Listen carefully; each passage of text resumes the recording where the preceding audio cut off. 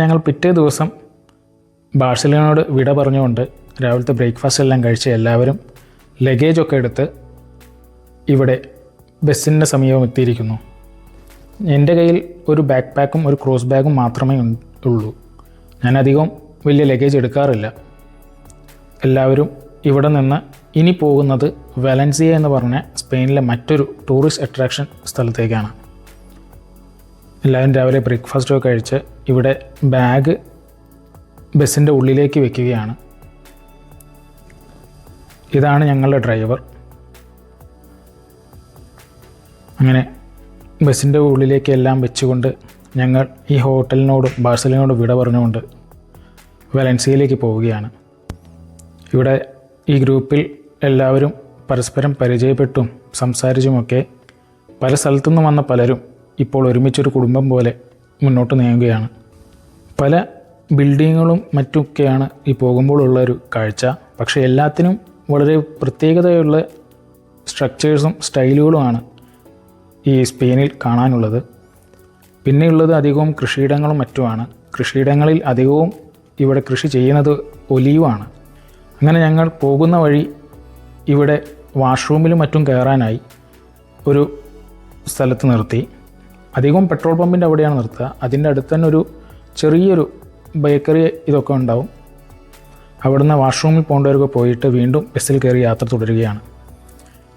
Spain പോലെയുള്ള അല്ലെങ്കിൽ ഏതൊരു യൂറോപ്യൻ രാജ്യത്തും നമ്മൾ വാഷ്റൂമിൽ പോകണമെങ്കിൽ മറ്റെവിടെ പോവുകയാണെങ്കിലും €1 കൊടുക്കണം.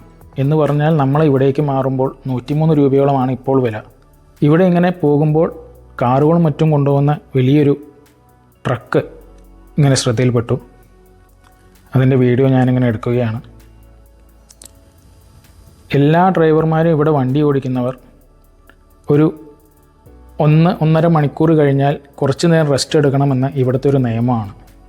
അതിനു വേണ്ടിയിട്ടാണ് ഇവർ ഓരോ സ്ഥലത്തും ഒരു പിറ്റ് സ്റ്റോപ്പ് പോലെ അവരിങ്ങനെ നിർത്തുന്നത്. ഇവിടെ ഒരു സ്ഥലത്ത് നിർത്തിയപ്പോൾ നിറയെ ട്രക്കുകളുടെ ഒരു വൻ ശേഖരമാണ് അവിടെ ഉണ്ടായിരുന്നത്. അതിനുശേഷം വീണ്ടും ഞങ്ങൾ യാത്ര തുടർന്നു. അങ്ങനെ ഞങ്ങൾ വലൻസിയയുടെ അടുത്തേക്ക് ഇങ്ങനെ എത്തുകയാണ്.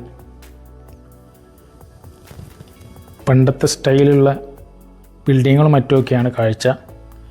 അങ്ങനെ ഒരു സ്ഥലത്ത് ഇറങ്ങി ഞങ്ങൾ നടത്തം തുടർന്നു. ഞാൻ ഈ നടക്കുന്ന ഈ ഒരു ഏരിയ ഇത് സൈക്കിൾ ട്രാക്കാണ്. ഇതിലൂടെ നടക്കുമ്പോൾ ഏറ്റവും വലിയ പ്രശ്നം എന്താ വെച്ചാൽ പിന്നിൽ വരുന്ന അധികം ഇലക്ട്രിക് സൈക്കിൾസ് ആയിരിക്കും.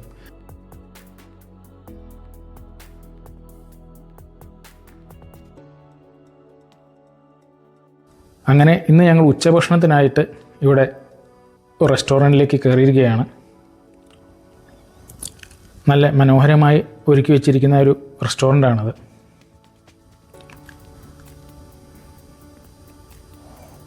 എല്ലാവരും അവരവരെ ഇരിപ്പിടത്തിലേക്ക് ഇരിക്കുന്നു. ഒരു ഇന്ത്യൻ റെസ്റ്റോറൻ്റാണ്. ഇന്ത്യൻ ഫുഡാണ്. സാധാ നമ്മളുടെ നോർത്ത് ഇന്ത്യൻ ടൈപ്പ് ഫുഡെല്ലാം ഉണ്ട്. എല്ലാവരും അവരവരെ ഭക്ഷണങ്ങൾ കഴിച്ചുകൊണ്ടിരിക്കുന്നു. ഞാനതിൻ്റെ ചെറിയൊരു വീഡിയോ എല്ലാം എടുത്തു. അതിനുശേഷം ഞങ്ങൾ വീണ്ടും ബസ്സിൽ കയറി. ബാഴ്സലോണയും വലൻസിയയിലേക്ക് അത്യാവശ്യം നല്ല ദൂരം തന്നെയുണ്ട്. നമ്മൾ ബസ്സിൽ തന്നെയാണ് പോയി തീർക്കുന്നത്.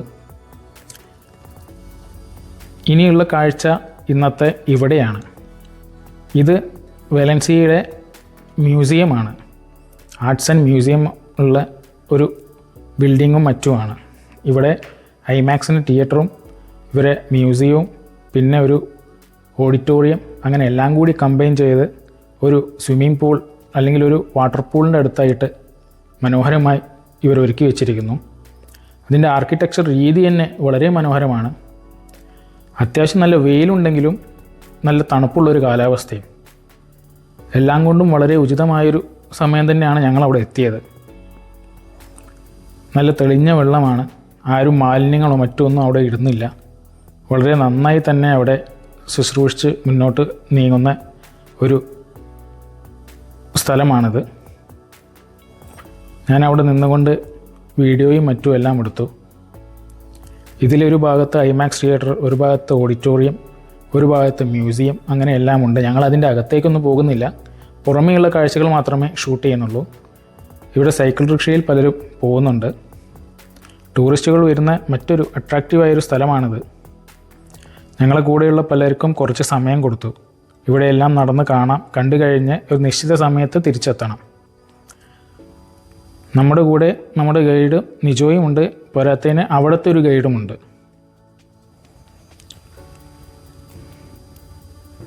അങ്ങനെ ഇവിടെ നിന്നുള്ള ഷൂട്ടിങ്ങും ഇവിടെ നിന്നുള്ള കാഴ്ചകളെല്ലാം കണ്ടുകൊണ്ട് അതിനുശേഷം ഞങ്ങൾ ബസ്സിൽ കയറി വീണ്ടും യാത്ര തുടർന്നു. ഞങ്ങളങ്ങനെ വലൻസിയയുടെ ഈ നഗരത്തിലൂടെയുള്ള യാത്ര തുടർന്നുകൊണ്ടിരിക്കുകയാണ്.